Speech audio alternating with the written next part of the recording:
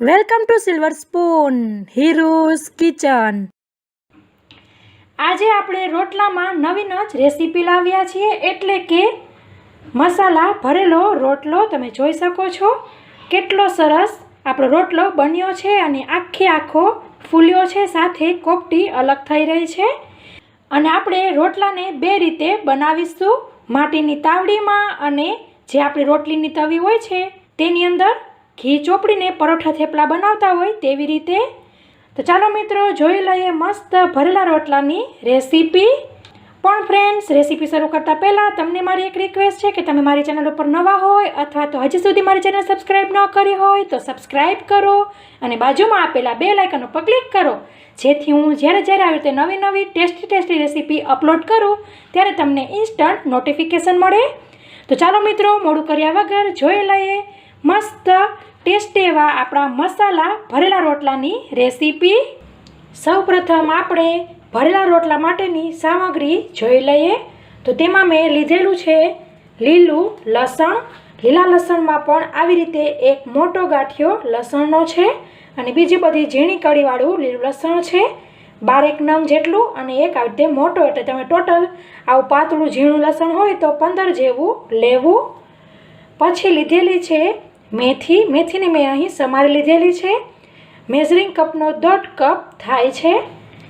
પછી આપણે આવી રીતે લીલી ડુંગળી લેશું, 5 નંગ છે, અને આપણું જે રેગ્યુલર સૂકું લસણ હોય તે લીધેલું છે, મોટી કળી છે, અને 8 નંગ કળી લસણની લીધેલી છે। જો ઝીણી હોય તો 10 જેવી લેવી, અને જો તમારું લસણ આવી રીતે મોટા ગાંઠિયાવાળું હોય તો તમે લસણની કળીને સ્કીપ કરી શકો છો। તો ફ્રેન્ડ્સ, આપણે લીલા લસણના પાનને, લીલી ડુંગળીના પાનને ઝીણી સમારી લીધેલી છે। મેથી તો આપણે પહેલેથી જ સમારીને જ લીધેલી હતી। હવે આપણે જે વ્હાઈટ પાર્ટ હોય ડુંગળીનો, લસણનો અને જે આપણી લસણની કળી હતી તેને આપણે ખાંડણીમાં ખાંડી લેશું। પછી આપણે કઢાઈ લેશું અને ગેસની ફ્લેમ સ્લો રાખવી અને તેની અંદર ઘી ઉમેરીશું, જમવાની 1 ચમચી અથવા તો 1 ટીસ્પૂન। પછી આપણે ગેસની ફ્લેમ મીડિયમ કરી લેશું અને તેની અંદર ઉમેરીશું જીરું, ½ ટીસ્પૂન, ચપટી હિંગ, અને પછી જે આપણે ખાંડેલું હતું લીલું લસણનો સફેદ ભાગ, લીલી ડુંગળીનો સફેદ ભાગ અને રેગ્યુલર લસણ તેને ઉમેરી દઈશું અને સરસ પહેલાં થોડીક વાર સાતળી લેવું। મિત્રો, સ્ટફિંગમાં ઘીનો સ્વાદ બહુ સારો આવે છે, પણ તમારે ઘીની બદલે તેલ લેવું હોય તો તમે તેલ લઈ શકો છો। સાથે આપણે ઉમેરીશું 1/4 ટીસ્પૂન હળદર। પછી આપણે લીલા લસણનો લીલો ભાગ, લીલી ડુંગળીનો લીલો ભાગ ઉમેરી દઈશું અને પાછું મિક્સ કરી લેવું। આવી રીતે મિક્સ કરી આપણે તેને ઢાંકી દઈશું 1 મિનિટ માટે। તો મિત્રો, આપણી 1 મિનિટ થઈ ગઈ છે, હલાવી લેશું અને સાથે આપણો લીલી ડુંગળીનો અને લીલા લસણનો લીલો ભાગ ગળી ગયો છે। હવે વારી છે મેથીની। મિત્રો, તમે અહીં મેથીને પોણો કપ પાલક પણ લઈ શકો છો। આપણે 1.5 કપ લીધેલો છે, તેને પણ આપણે પહેલાં મિક્સ કરી લઈશું।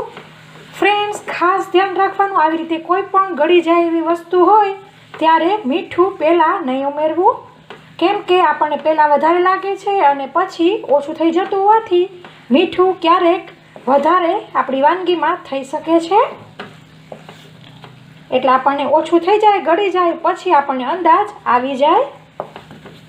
મેથી જોતામાં જ સરસ ગળી ગઈ છે।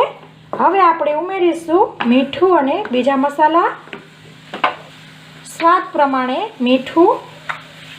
મિત્રો, તમારે સ્ટફિંગ આવી રીતે ગ્રીન જ રાખવું હોય તો તમે આમને આમ જ રાખી શકો છો। તો તેની અંદર લીલા મરચાંની પેસ્ટ ઉમેરવી, પણ આપણે લીલા મરચાંની પેસ્ટ નથી ઉમેરી અને અત્યારે ઉમેરીશું 1 ટીસ્પૂન લાલ મરચું, અને તેની ઉપર આવી રીતે અડધી ટીસ્પૂન સાથે ધાણા જીરું 1 ટીસ્પૂન બધું આપણે મિક્સ કરી લેશું.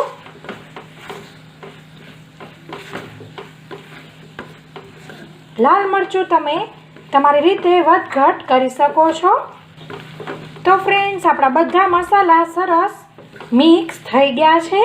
ગેસની ફ્લેમ બંધ કરી દેશું અને ગેસ બંધ કર્યા પછી આવી રીતે 1/4 કપ જેટલી કોથમીરના પાન ઉમેરી દેવા. તેને પણ મિક્સ કરી દઈશું અને આવી રીતે તેને પોળું કરીને ફેલાવીને રાખી દેવું, જેથી આપણું સ્ટફિંગ ઠંડુ થઈ જાય. પછી આપણે આવી રીતે બાજરીનો લોટ લેશું. આવી રીતે હું 2 કપ બાજરીનો લોટ લઈ રહી છું. તેની અંદર ઉમેરીશું મીઠું સ્વાદ મુજબ. આપણે રોટલો પણ મસાલા રોટલો બનાવીએ છીએ એટલે તેની અંદર ઉમેરીશું 1 ટીસ્પૂન હળદર, 1 ટીસ્પૂન લાલ મરચું, અડધી ટીસ્પૂન ધાણા જીરું. પણ મિત્રો, તમે કંઈ પણ મસાલા ઉમેર્યા વગર માત્ર મીઠું ઉમેરીને પણ બનાવી શકો છો. હવે આપણે પાણી ઉમેરીને સરસ બધું મિક્સ કરી લેશું. તો મિત્રો, તમે જોઈ શકો છો આપણે 2 કપ બાજરીનો લોટ લીધો હતો, તો 1 કપ પાણીમાં બધો લોટ ભેગો થઈ ગયો છે. હવે આપણે પાણીની જરૂર એવી રીતે વધારે નહીં પડે, પણ આપણે હાથ ભીનો કરવા માટે પાણી લઈશું. તો આવી રીતે મેં પાણી બાઉલમાં લઈ લીધેલું છે અને આવી રીતે હાથ ભીનો કરી આપણે સરસ મસળીશું. 5 મિનિટ આપણે કન્ટિન્યુ આવી રીતે મસળતા રહેવાનું છે. પાછો આપણે ભીનો હાથ કરી લઈશું. ફ્રેન્ડ્સ, અહીં મારી હળદર માઇલ્ડ છે, પણ તમારી પાસે હળદર જો સ્ટ્રોંગ હોય તો તમે થોડીક જ ઉમેરજો. લોટને આપણે સરસ મસળીશું, જેથી આપણો રોટલો એકદમ મીઠો થાય. જેમ વધારે મસળી એમ આપણો રોટલો બહુ મીઠો થતો હોય છે. પછી બાજરી ઉપર ડિપેન્ડ હોય. તો એકદમ સરસ આવી રીતે સોફ્ટ લોટ આપણે બાંધી લેવાનો છે. આપણે નાના બચ્ચાઓ ક્લે અથવા તો માટીથી રમતા હોય એના જેવો એકદમ સરસ સ્મૂથ કરી લીધેલો છે. તો મિત્રો, આપણે જે માટીની તાવડી આવે છે તેને ગરમ કરવા રાખી દીધેલી છે. મિત્રો, હું અહીં તમને માટીની તાવડી અને જે આપણી રોટલીની તવી હોય તે બંનેમાં શીખવીશ. મીડિયમ ફ્લેમ પર આપણે ગરમ થવા રાખી દઈશું. પછી આપણે બોલ બનાવ્યો તો તે લેશું.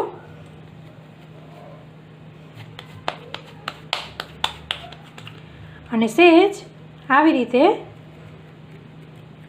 પોળું કરવું, વચ્ચે જાડું રાખવું, નહીંતર આપણે જે ભેગું કરશું ત્યારે ત્યાં પાતળું થઈ જશે અને આપણો રોટલો ભેગો કરીને થોડોક થેપીશું તો ત્યાં તૂટી જશે. એટલે અહીંયા વચ્ચે જાડું રાખવું. પછી જે આપણે સ્ટફિંગ બનાવ્યું હતું તે લેશું અને આવી રીતે 1/2 ચમચી જેટલું સ્ટફિંગ લેવું, અથવા તો તમારા રોટલાની સાઇઝ કેવડી છે તેના મુજબ તમારે સ્ટફિંગ લેવાનું રહેશે. અને પછી આપણે હળવે હળવે આમ કરતા જઈને આંગળીની મદદથી આમ પ્રેસ કરું છું અહીંયા, અને આ બાજુથી પણ, અને બધું ભેગું કરી લેશું.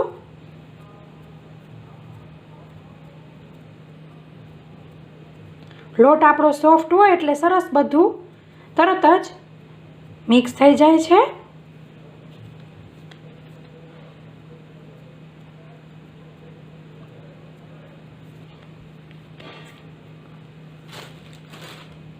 અને પછી પાટલી ઉપર લોટ ભભરાવીને આપણે થેપીશું.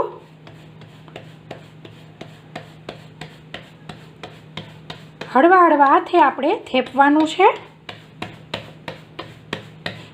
તમે જોઈ શકો છો કેટલો સરસ રોટલો ફરી રહ્યો છે અને મોટો થાય છે.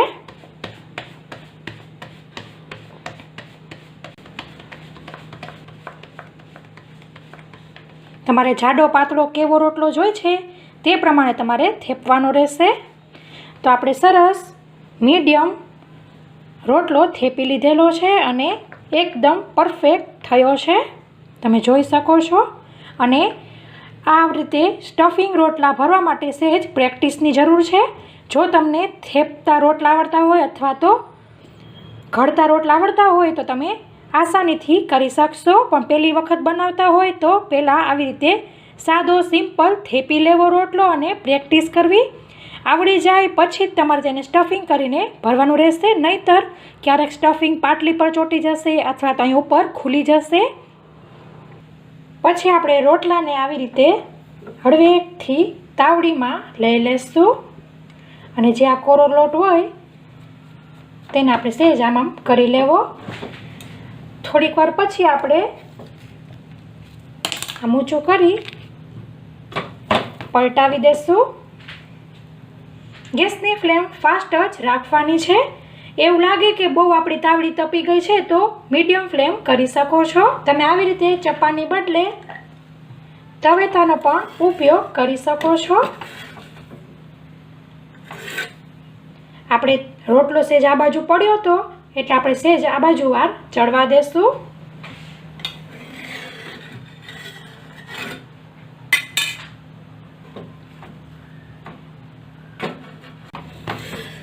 નીચેની સાઈડ સરસ આવી રીતે થઈ જાય પછી પલટાવી દેશું।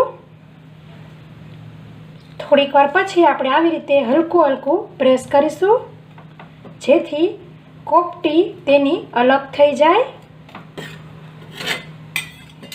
થોડીક વાર પછી આપણે પલટાવીશું અને તમે જોઈ શકો છો સરસ આપણો રોટલો ચડી ગયો છે। સહેજ આ બાજુ કચાશ જેવું લાગે છે એટલે પાછો ત્યાં તાપ આવે એવી રીતે રાખીશું અને ગેસની ફ્લેમ મીડિયમ કરી લેવી, કેમ કે આપણો રોટલો ઓલરેડી કૂક થઈ ગયો જ છે।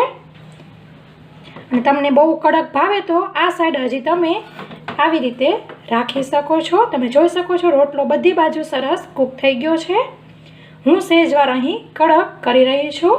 તો હવે આપણે રોટલાને લઈ લઈશું। મિત્રો આપણે તરત જ તેની ઉપર ઘી નથી લગાવવાનું, સહેજ અંદર વરકો વળી જાય ત્યાં સુધી, એટલે કે અંદર કૂક થઈ જાય વરાળથી ત્યાં સુધી એમને જ રહેવા દેશું। ત્યાં સુધીમાં આપણે બીજો રોટલો બનાવી લઈએ।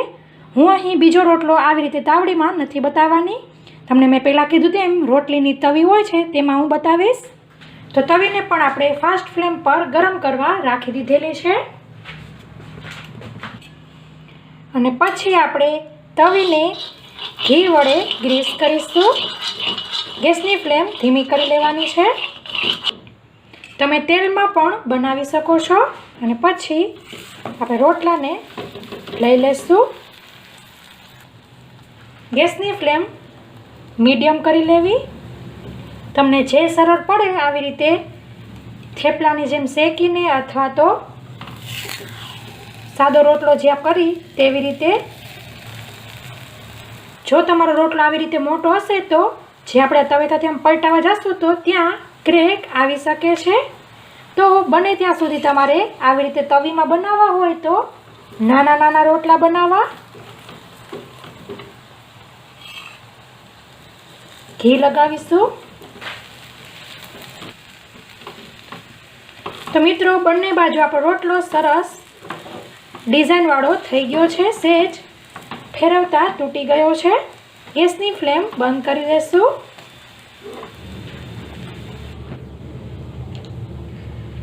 થોડીક વાર પછી આપણે આવી રીતે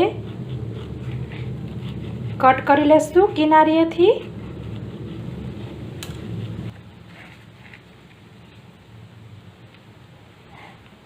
તમે જોઈ શકો છો ઉપર આપણે ઘી લગાવી લઈશું